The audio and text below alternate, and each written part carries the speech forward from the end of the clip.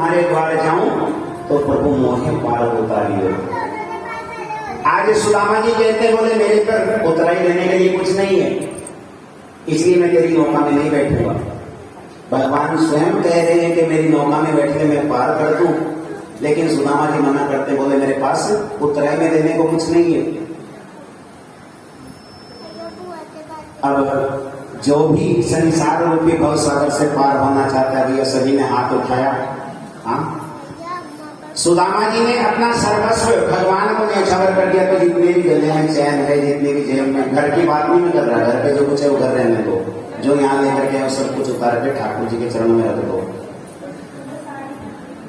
हाँ, सुदामा जी ने अपना सर्वस्व भगवान को न्यौछावर कर दिया, तब जाकर के भवसागर से पार हुआ। है किसी में हिम्मत?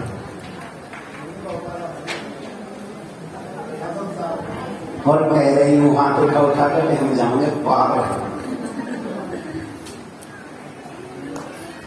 ठाकुर जी कहते हैं कि मैं तेरा जेब का पैसा, तेरे गले की चैन नहीं लेना चाहता, मैं तेरी चैन नहीं छीनना चाहता, मुझको तो तू चैन से चाहिए, तू आराम से रहे, यही चाहता हूं मैं। ठाकुर जी को रुपया पैसा नहीं चाहिए। ठाकुर जी कहते हैं कि नदी से पार उतराई में तेरे पास जो कुछ भी है, बोले मेरे पास एक चीज है, रुपया पैसा तो मेरे पास नहीं है, लेकिन मेरे पास दरिद्र नारायण है। बोले मैं तेरी दरिद्रता को लेने को ही तो आया, मुझे तेरी दरिद्रता ही तो चाहिए, चल मेरी नाव में बैठ ले, मैं तेरी दरिद्रता को तुझसे लेता हूँ, उतराई के रूप में दरिद्रता दे दे, अर्थात गरीबी। आज भगवान ने भवसागर पार कर दिया। जैसे ही भैया इसका हाथ भगवान थाम ले, क्या वो भवसागर में रहेगा? वो तो पार हो जाएगा। भगवान ने आज सुदामा जी का हाथ पकड़कर नाव में चढ़ा दिया।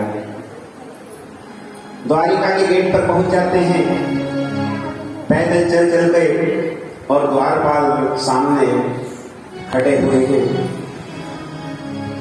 द्वारपाल देख करके कहते हैं बोलिए सर के ऊपर पगड़ी नहीं, हाथ में लकुटिया नहीं, पैरों में चप्पल जूता नहीं, तन पर वस्त्र नहीं, केवल एक कोपिन पहन रखी है, फटी हुई धोती, दूसरी मुट्ठी में पूरी पृथ्वी, सब कुछ। अब तीसरी मुट्ठी में क्या बचा? केवल द्वारिका। द्वारिका समुद्र के अंदर है। बोले ये द्वारिका भी देने का विचार है क्या? तीसरी मुट्ठी रुक्मणी ने अपने मुख में धारण की है। 1 महीना तक सुदामा जी को अतिथि गृह में रखा गया, बड़ा सुंदर सेवा भाव किया, 56 प्रकार के भोग लगाए गए, तरह तरह की प्रतिदिन नित्य नई वस्तुएं भोजन में दान की गई, खाने के लिए की गई, नए नए वस्त्र आभूषण दिए गए। इस प्रकार से 1 महीना हो गया।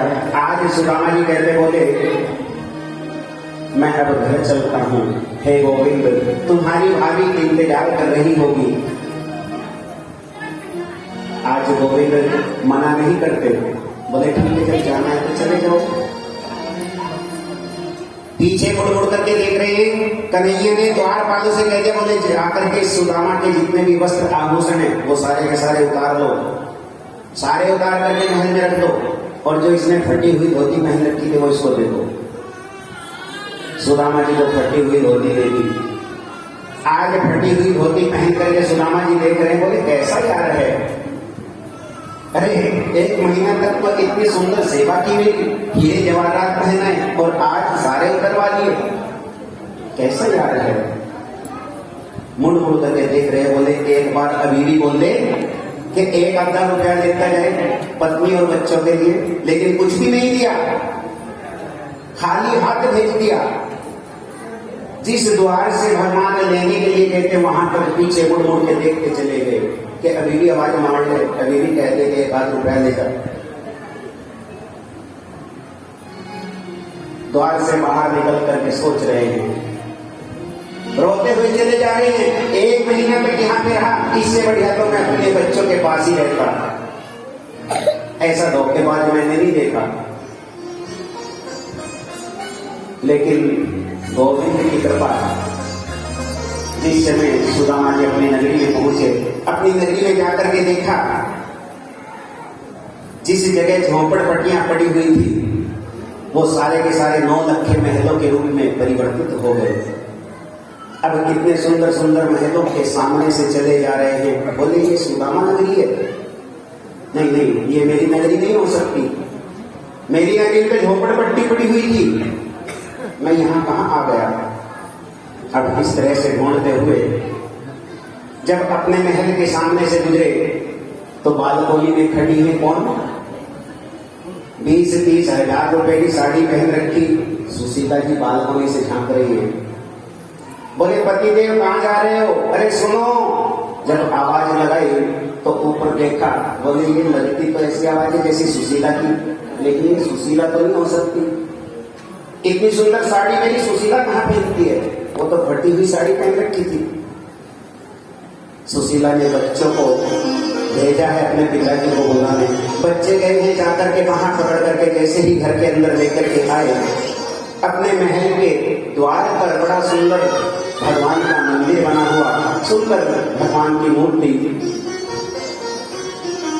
आकर के भगवान के मंदिर में गिर गया और कहने लगा सुशीला, अरे ये सारा चमत्कार किसने किया?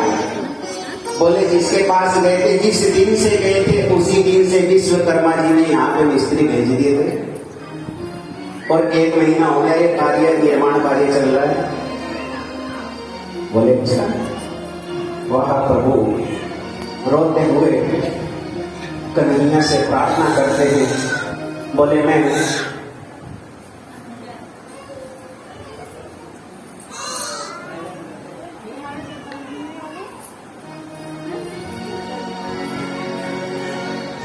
रोते हुए प्रार्थना करते हुए कहते हैं, बोले सुशीला एक काम करो, अब इस महल में तुम रहो, मैं तो जा रहा जंगल में।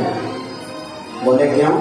मैं भी तुम्हारे साथ चलूंगी। बोले तुम ही तो मेरे को द्वारिका को ना भेजती तो ना इतना बड़ा काम होता। तूने मेरे को द्वारिका भेजा इसलिए तेरे को महल की इच्छा थी, तू महल में रहे, मैं जा रहा हूं जंगल में। पति पत्नी दोनों जंगल में चल गए, सारी की सारी संपत्ति दान कर दी, भगवान का नाम लिया, भगवान का गुणगान किया और आइए